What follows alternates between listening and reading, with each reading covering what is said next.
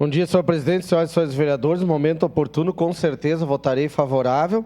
E até pela oportunidade que o prefeito Alceu me proporcionou no tempo que ele foi prefeito. Eu trabalhei na SDE, Secretaria de Desenvolvimento Econômico, juntamente com o Chico Spandorello.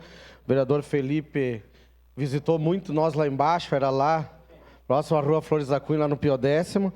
E a gente conseguiu desenvolver, com certeza, um grande trabalho para a cidade de Caxias do Sul. Foi onde tive a oportunidade de coordenar o artesanato caxiense.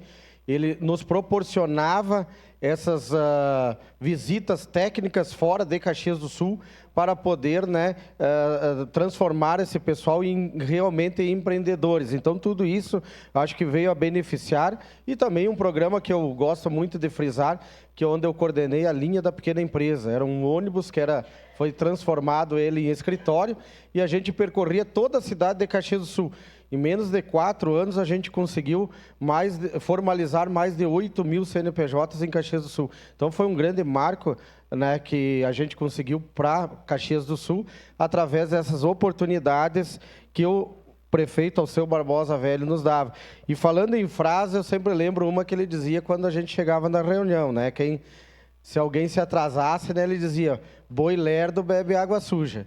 Então, era cedo as reuniões, a gente tinha que estar sempre antes do horário previsto e ninguém que se atrasasse, né, para nós podermos começar a reunião e poder, né, sempre desenvolver um grande trabalho. Então, parabéns à proposição do vereador Rafael Bueno e com certeza votaremos favorável.